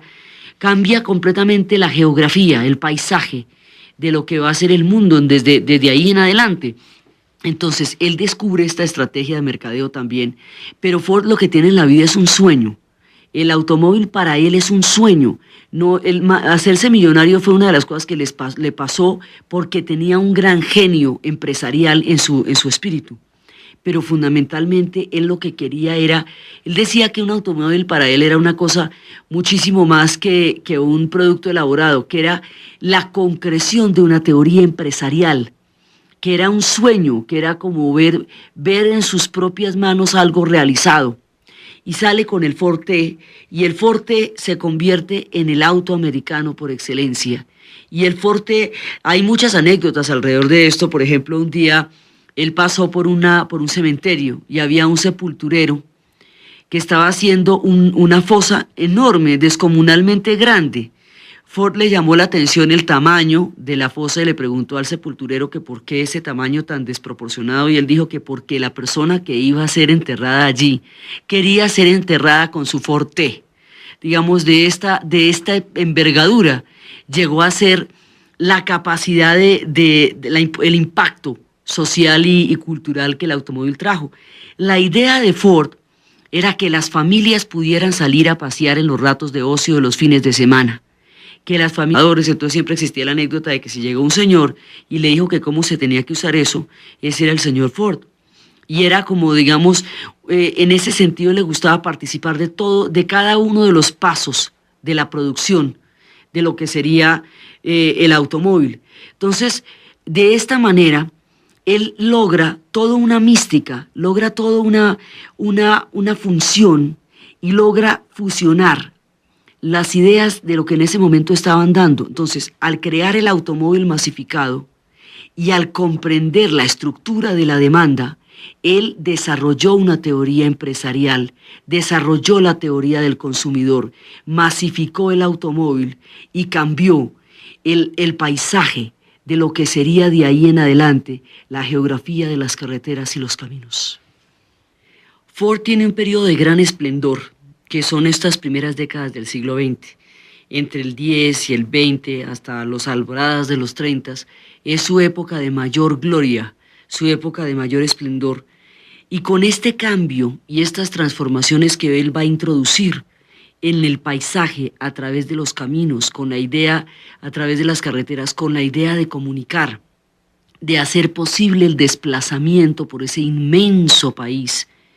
Con esa idea, él va a desarrollar uno de sus proyectos más importantes, que es el automóvil, pero paralelo al proyecto del automóvil, va a haber otro proyecto igualmente trascendente, que va a generar otra revolución también en otro campo, ese proyecto es el tractor, el Fordson, lo llamaría él. La idea del tractor es que durante milenios, desde los comienzos mismos de las civilizaciones, el hombre se vio atado a la yunta y a los bueyes para poder arar la tierra, en una labor dura, fatigosa, difícil. Entonces, la idea de Ford es hijo de granjero. Recordemos siempre que hubo una tristeza de no poder cumplir los sueños de su padre de ser un granjero, porque a él no le gustaban las granjas, y cómo su padre nunca se sintió satisfecho de Henry Ford, porque se dedicó a los automóviles. Una manera de alguna forma de pagar esta deuda o de hacer un reconocimiento a su padre, a quien de todas maneras quería muchísimo, fue desarrollar el tractor. Al desarrollar el tractor, ¿qué es el tractor? Es ponerle el motor a un arado.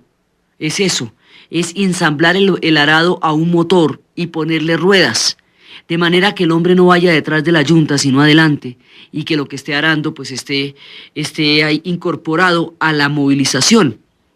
Con el tractor se va a incrementar la producción agrícola hasta límites increíbles, y eso va a generar viendo un problema, va generando una nueva estructura, va abriendo un nuevo campo, ya no solamente en la mecánica, sino en las finanzas, en la empresa, en la reglamentación laboral.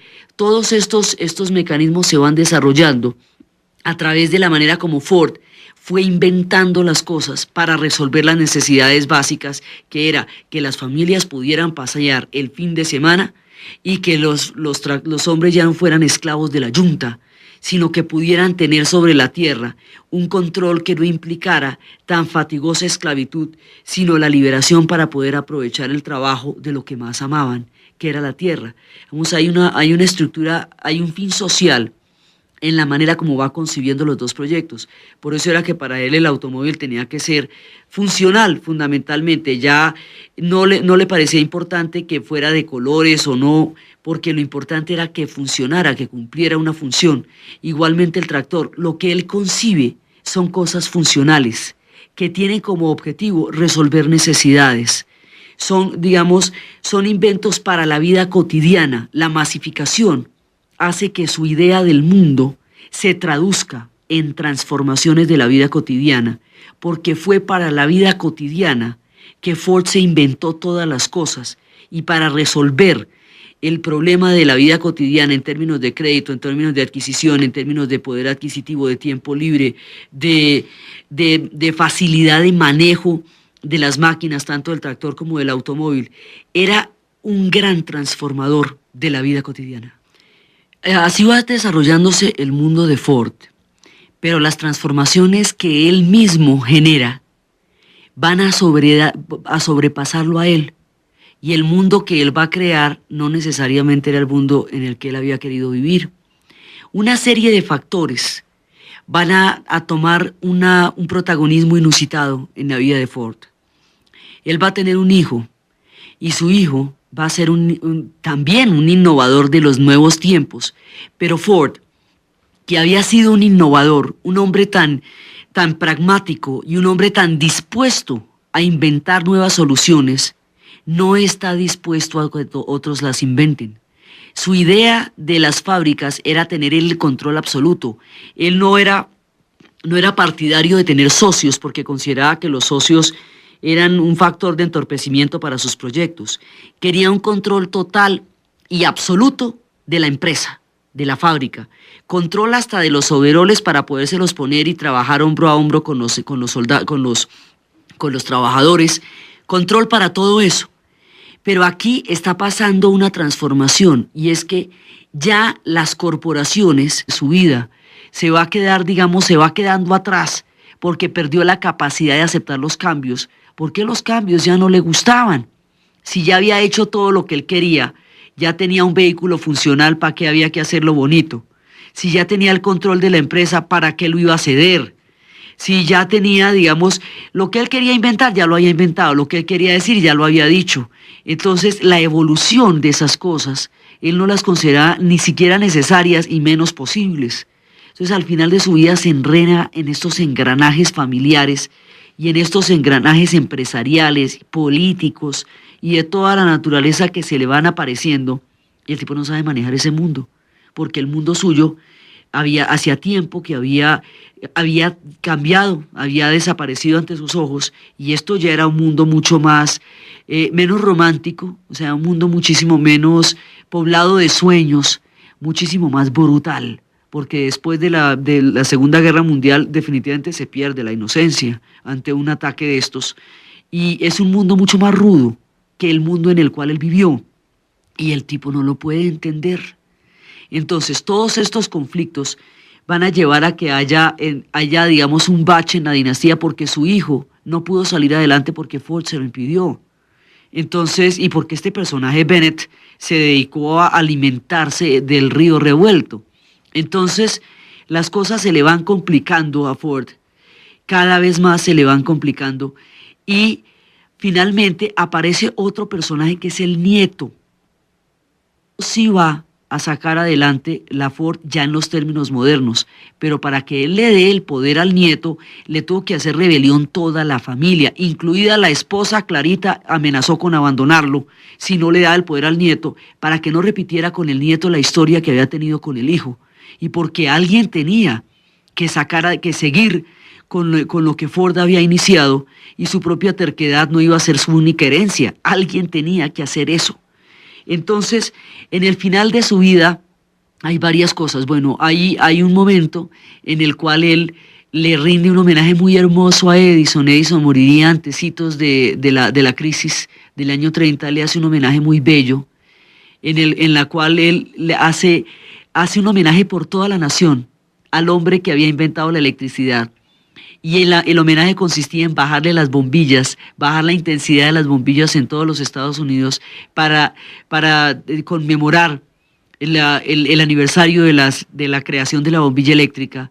Y aparecen él y Edison tomados de la mano. Edison no era capaz de entrar porque era un tipo timidísimo, y de pensar en que tuviera que ver esa multitud y que su voz iba a ser oída por todos los Estados Unidos, él no se atrevía a entrar. Entonces habíamos visto cómo Ford se ve, digamos, coronado de éxito por lo que va a ser su invento, cómo su personalidad magnética llega a tener, digamos, toda una resonancia. Él andaba de overol y se metía directamente en los motores y se metía con los trabajadores. Entonces siempre existía la anécdota de que si llegó un señor y le dijo que cómo se tenía que usar eso, ese era el señor Ford.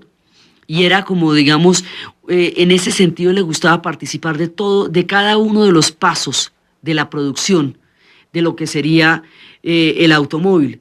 Entonces, de esta manera, él logra toda una mística, logra toda una función, y logra fusionar las ideas de lo que en ese momento estaban dando. Entonces, al crear el automóvil masificado y al comprender la estructura de la demanda, él desarrolló una teoría empresarial, desarrolló la teoría del consumidor, masificó el automóvil y cambió el paisaje de lo que sería de ahí en adelante la geografía de las carreteras y los caminos.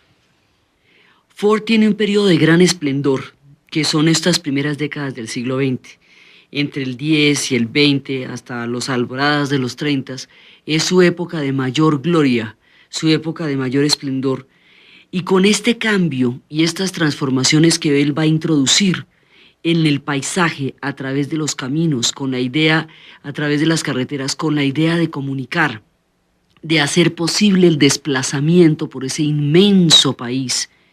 Con esa idea, él va a desarrollar uno de sus proyectos más importantes, que es el automóvil, pero paralelo al proyecto del automóvil, va a haber otro proyecto igualmente trascendente que va a generar otra revolución también en otro campo. Ese proyecto es el tractor, el Fordson, lo llamaría él.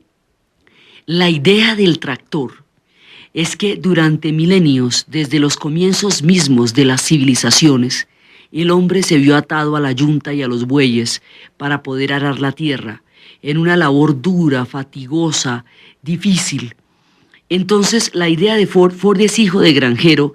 Recordemos siempre que hubo una tristeza de no poder cumplir los sueños de su padre de ser un granjero, porque a él no le gustaban las granjas, y cómo su padre nunca se sintió satisfecho de Henry Ford, porque se dedicó a los automóviles.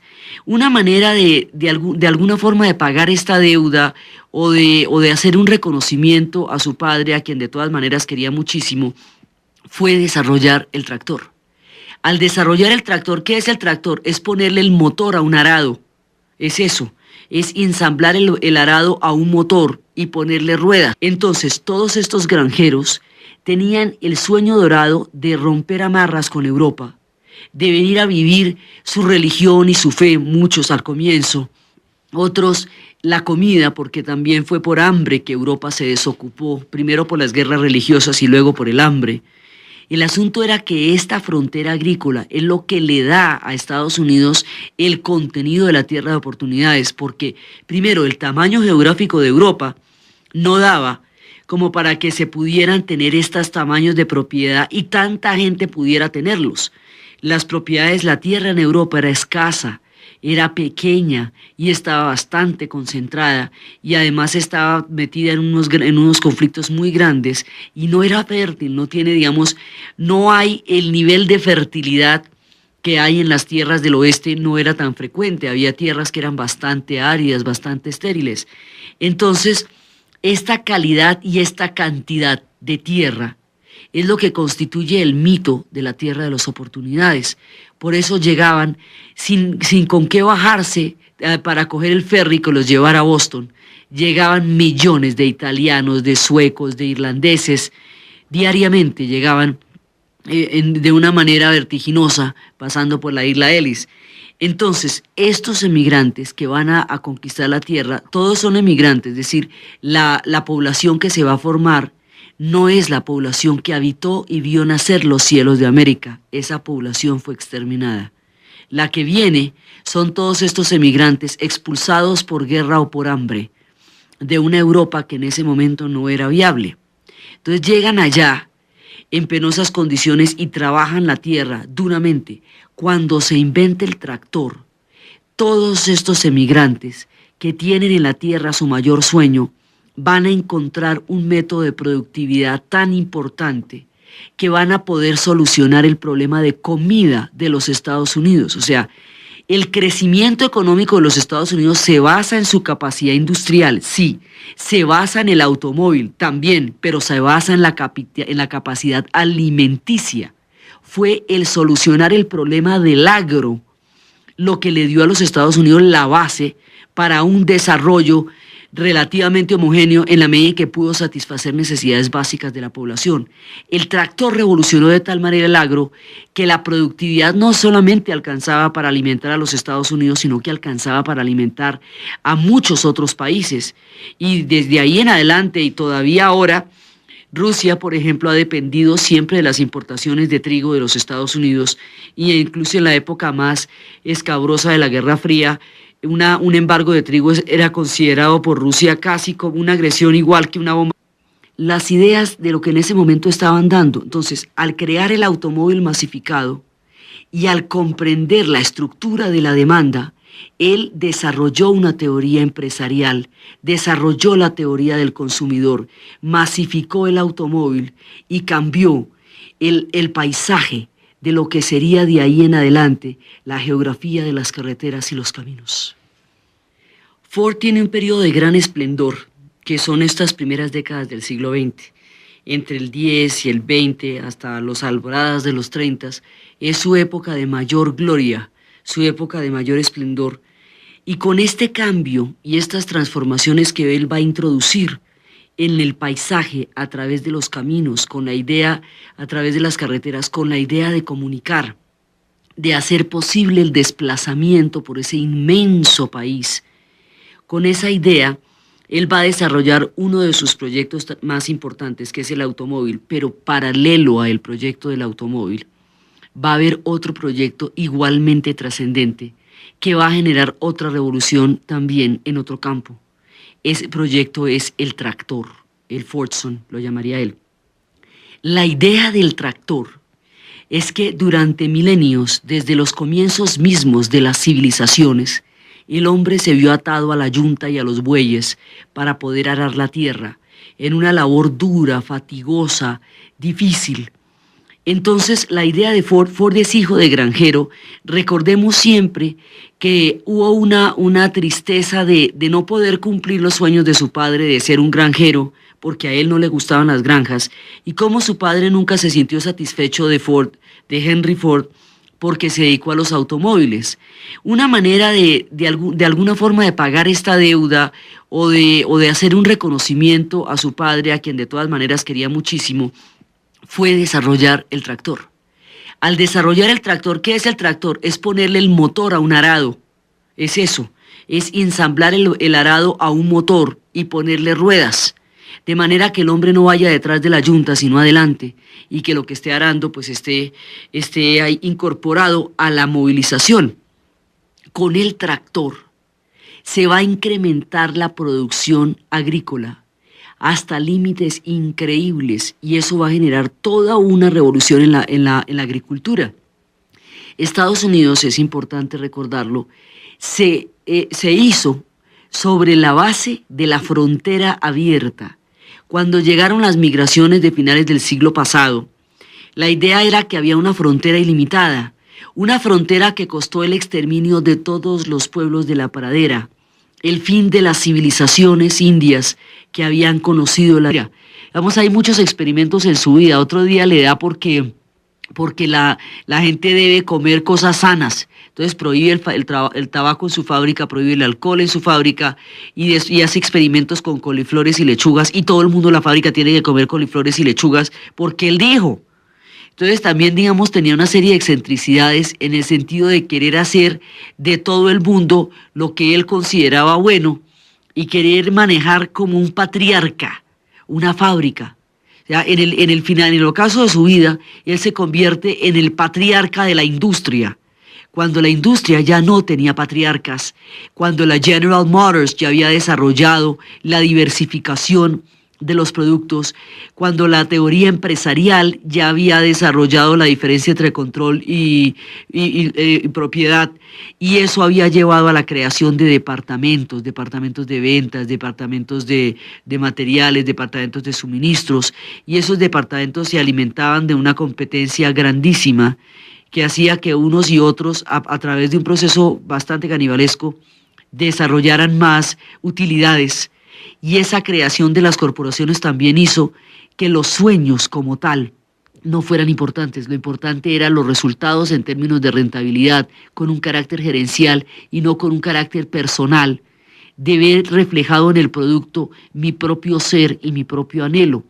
Entonces, la General Motors empieza con este esquema empresarial, y el mundo se le va transformando en sus narices sin que él encuentre la manera de retroceder un poco el tiempo y haber hecho más amable esa transición hacia la sociedad industrial que él mismo ayudó a generar y en las cuales él es uno de sus principales artífices.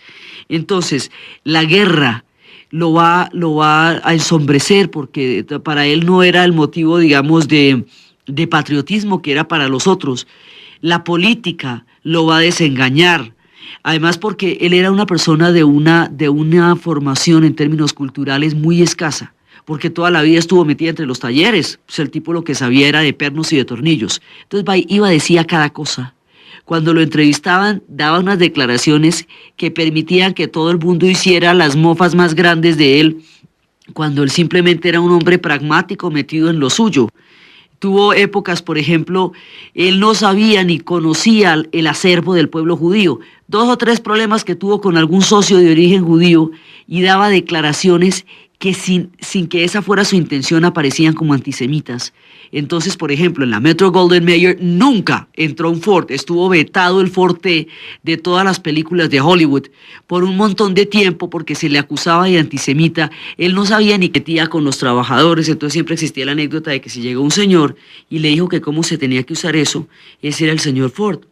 Y era como, digamos, en ese sentido le gustaba participar de todo, de cada uno de los pasos de la producción de lo que sería el automóvil. Entonces, de esta manera, él logra toda una mística, logra toda una función, y logra fusionar las ideas de lo que en ese momento estaban dando. Entonces, al crear el automóvil masificado, Y al comprender la estructura de la demanda, él desarrolló una teoría empresarial, desarrolló la teoría del consumidor, masificó el automóvil y cambió el paisaje de lo que sería de ahí en adelante la geografía de las carreteras y los caminos.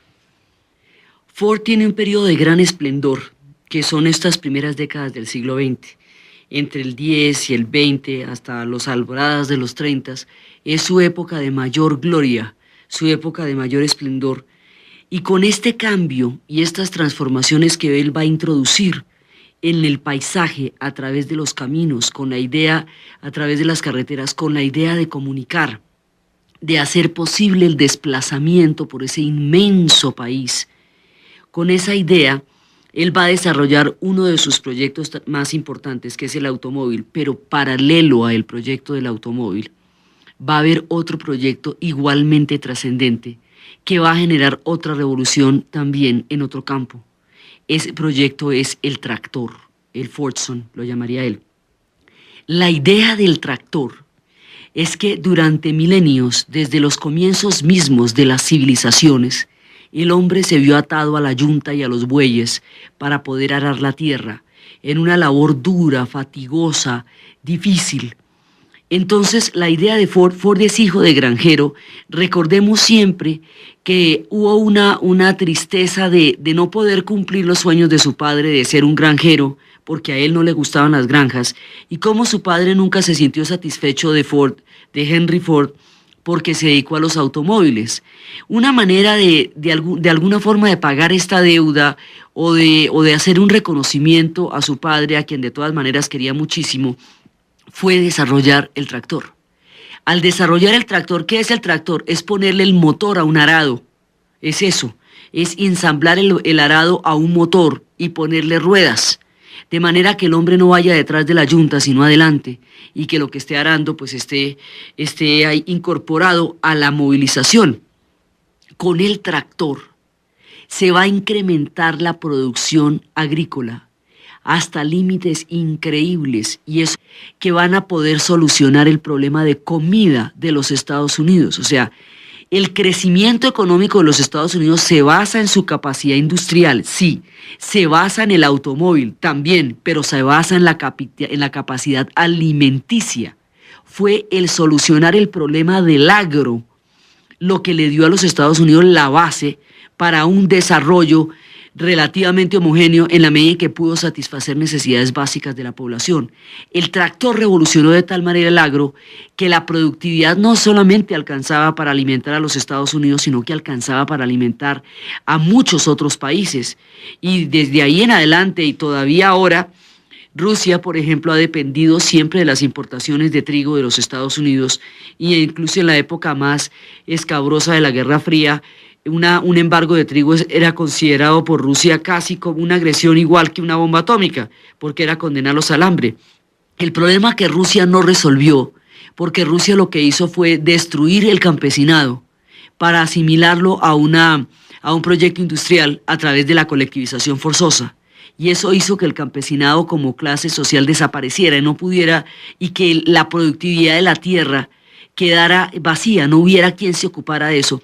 En los Estados Unidos, el sistema de frontera ilimitada fue el que hizo que la productividad en la tierra fuera la base sobre la cual se desarrolla esa sociedad, y la productividad en la tierra la da el tractor Fordson. Por eso es una revolución la que él hace ahí. Los tractores hacen que se pueda trabajar más tierra en menos tiempo, hacen menos fatigoso el trabajo del hombre, hacen más productiva la cosecha, hacen que menos personas puedan hacer ese trabajo, por un lado. Y por el otro lado, la idea que tenía Ford era que la máquina debería liberar al hombre. La idea era que el hombre no debería ser un esclavo, como siempre lo había sido, de la tierra y de la yunta, sino que fuera libre a través de la máquina. La máquina lo liberaría, la máquina lo haría tener más tiempo para sí mismo. Era el sueño de la utopía del progreso. La utopía del progreso decía que si la tecnología se desarrollaba lo suficiente, el hombre se vería liberado de ancestrales esclavitudes, de trabajos terriblemente fatigosos, o algunas veces trabajos muy, muy graves que la máquina podría entrar a reemplazar. Dentro del sueño de la máquina, como un instrumento de liberación y de progreso, Ford inventa el tractor también para agradecer un poco a su padre, digamos, su esperanza agrícola en torno a él, y el tractor es un invento tan importante como el automóvil, porque el tractor quedó del automóvil y que la masificación del tractor produzca una revolución agrícola. Entonces, con estos dos pilares de la sociedad industrial y la base y el soporte agrícola de la sociedad norteamericana, ya con esto Ford ha creado dos inventos sustanciales que nos introducen en el mundo moderno. Ya con esto Ford ha dado aportes fundamentales para darle la base tecnológica y conceptual a lo que va a ser la sociedad industrial en su conjunto. Por eso es que sus logros son tan importantes y por eso su figura es tan reconocida cuando se está mostrando cómo se creó esto tan complejo que es la sociedad industrial en la que vivimos y en la que él en ese momento empezó a desarrollar estas innovaciones y estos cambios. Su sentido empresarial era parte de sus sueños y parte de sus pasiones y parte de su sentido práctico de resolver problemas a medida que los problemas se iban planteando. Entonces lo resuelve a través de la demanda, lo resuelve a través del crédito, lo resuelve a través del incentivo, lo resuelve a través del tiempo libre, va resolviendo los problemas y cada vez que va resolviendo un problema va generando una nueva estructura, va abriendo un nuevo campo, ya no solamente en la mecánica, sino en las finanzas, en la empresa, en la reglamentación laboral. Todos estos mecanismos se van desarrollando a través de la manera como Ford fue inventando las cosas para resolver las necesidades básicas, que era que las familias pudieran pasear el fin de semana y que los hombres ya no fueran esclavos de la yunta, sino que pudieran tener sobre la tierra un control que no implicara tan fatigosa esclavitud, sino la liberación para poder aprovechar el trabajo de lo que más amaban, que era la tierra. Vamos, hay una estructura, hay un fin social en la manera como va concibiendo los dos proyectos. Por eso era que para él el automóvil tenía que ser funcional fundamentalmente. Ya no le parecía importante que fuera de colores o no, porque lo importante era que funcionara, que cumpliera una función. Igualmente el tractor, lo que él concibe son cosas funcionales, que tienen como objetivo resolver necesidades. Son, digamos, son inventos para la vida cotidiana. La masificación hace que su idea del mundo se traduzca en transformaciones de la vida cotidiana, porque fue para la vida cotidiana que Ford se inventó todas las cosas, y para resolver el problema de la vida cotidiana en términos de crédito, en términos de adquisición, en términos de poder adquisitivo, de tiempo libre, de facilidad de manejo de las máquinas, tanto del tractor como del automóvil, era un gran transformador de la vida cotidiana. Sindicalizar no por problemas de prestaciones, porque en términos de prestaciones y en términos de pago de horas, Ford fue bastante justo, sino porque para seguir produciendo en la época de la Gran Depresión, Ford tuvo que aumentar el ritmo de la cadena de montaje, apretarle las tuercas.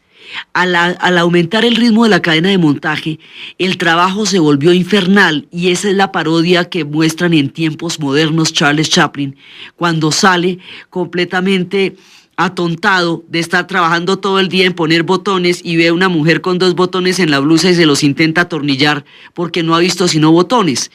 Al incrementar el ritmo de la cadena de montaje, usted tiene que hacer las piezas más pequeñas, todavía más diversificadas, más fraccionadas. De manera que hay una persona que solamente hace una piecita, que puede ser de 3 centímetros, toda su vida, durante todas las horas del día. Ese tipo de trabajo no libera como Ford quería, sino que aliena, porque al no ser creativo, al ser totalmente mecánico, aleja al hombre de sus propios sueños. Y es por eso que van a aparecer los sindicatos en la Ford, van a aparecer como reguladores del tiempo de trabajo en las cadenas de montaje, pero él lo va a entender como una traición, porque va a sentir que habiéndoles dado todo, como a sus hijos, él concebía a los trabajadores como sus hijos, Entonces no entendía por qué se le iban a sublevar si él les había dado todo. Y ellos se van a sublevar porque un ritmo de cadena de montaje de esos los mata, aunque les paguen bien. Ford se va a ver enfrentado a los resultados del mundo que él mismo creó y no va a poder manejarlos. No va a poder entender la estructura de las corporaciones y por lo tanto no va a poder entender a su hijo. No va a poder entender los sindicatos y lo va a sentir análogamente como una ingratitud del destino que se le vayan a sindicalizar a él cuando él les había dado todas las ventajas laborales de los fines de semana, de aumentarles el sueldo periódicamente, de darles capacidad adquisitiva. No entendía lo que significaba el trabajar en una cadena de montaje para la vida de una persona cuya única ocupación era esa, porque precisamente el trabajo de Ford le resultaba tan apasionante por lo creativo, por lo innovador, por el sentido que tenía el trabajo para él, el mismo derecho que él tenía del trabajo, que fuera libre, que fuera creativo, que fuera enriquecedor, era el que los trabajadores estaban pidiendo. El derecho a tener un trabajo que tuviera por lo menos diferente distribución o otras horas, o algo que hiciera que la cadena de montaje no fuera una cadena de montaje también que absorbiera los trabajadores.